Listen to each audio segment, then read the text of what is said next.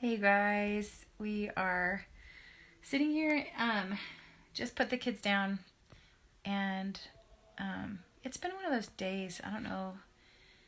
Yeah, I feel like we're probably all in the same spot. I just texted a friend across the street, and she's feeling similar, but it was a hard day.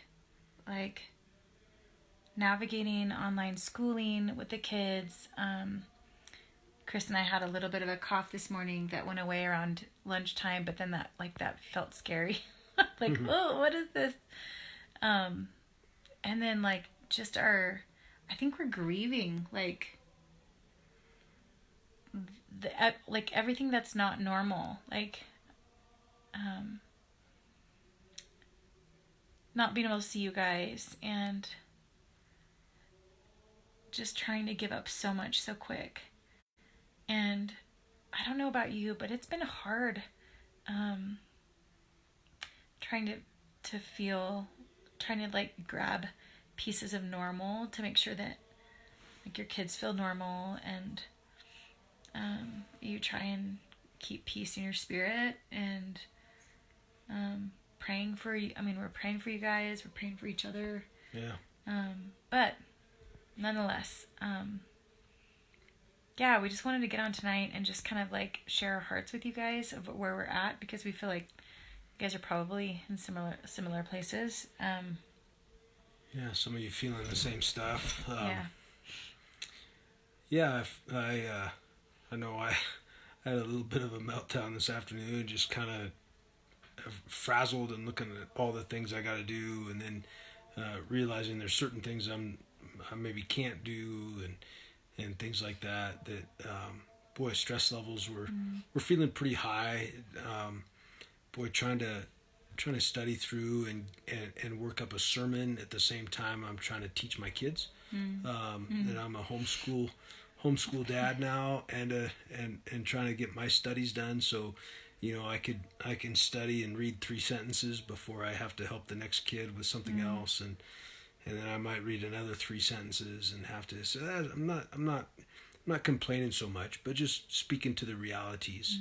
And so Cherie was great. She was graceful with me after she realized I wasn't just mad at her or something. She realizing that I was just feeling the burn, I guess.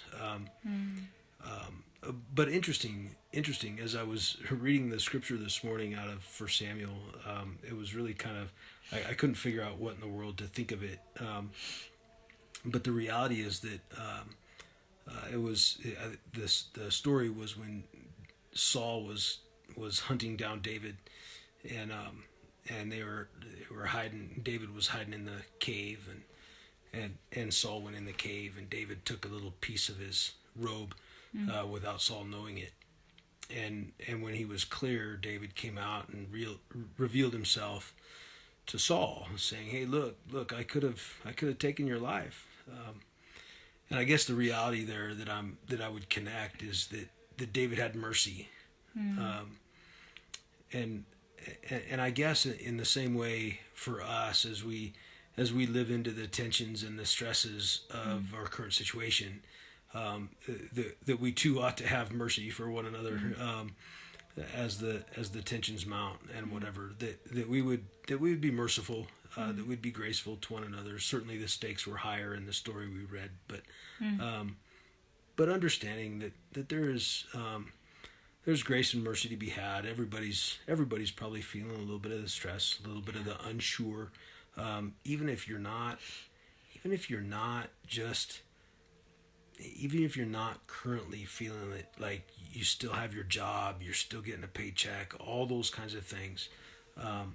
Even if the current situation isn't terrible for you, there's still a lot of unknowns that may be weighing down on you,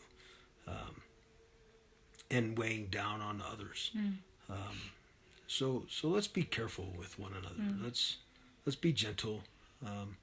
Let's be merciful. Be gracious, as we wait this out. Yeah.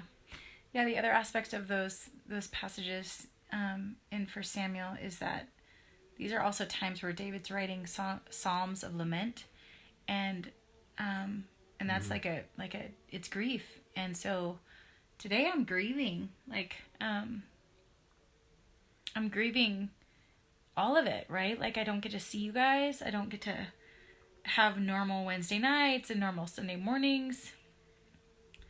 I got on my guitar today and just sang, and just was like, man, if I'm gonna lament, let's do it well, right? Like, let's engage the King and say, like, this is hard. And I think of how, like, Jesus walked alone in the desert for 40 days, right? He fasted for 40 days, and he was alone. And I think, okay, he knows what we're going through. And he walked so many, obviously so many harder roads than we do. But guys, part of this is like lamenting, like to say, like, this sucks. It's scary, and I don't know what's going to happen tomorrow. We're lamenting for people that have lost their family members. And David wrote Psalms out of that to say, like, he was scared. He was scared for his life. Right. The Psalms that he wrote when he was hiding in the caves and running for his life from Saul. And so all I can think is that in a weird way encourages me to say, like, he was scared, and he wrote Psalms of praise and also Psalms of lament to say, God, help me. Right. So today, Chris and I, multiple times, God, have mercy. Like, we would just speak, God, have mercy. God, have mercy. And so we just pray that over you guys too, as you lament with us, that these days are hard. And for those of you who have kids at home and you're trying to, like, teach them online and still do the things that you're called to do, we're in this with you, and we're praying for you. And for those of you who are walking alone, hi, Loisia, love you. For those that you guys are walking on your own, we're praying for you too. God have mercy. Be with us. Help us have mercy for each other. And we love you guys, and we hope today that out of the story of David running for his life, calling on the name of the Lord for help, and still having mercy for Saul when he could have killed Saul, that we will have mercy for each other, that we'll call on the name of the Lord for help too. So so may we be a merciful people. May you be a merciful people, that as we reflect Christ in this life, may we be merciful as we lean into his story of grace and mercy in this life. May it be his church that reflects that in the world. Love you guys. Have a good night.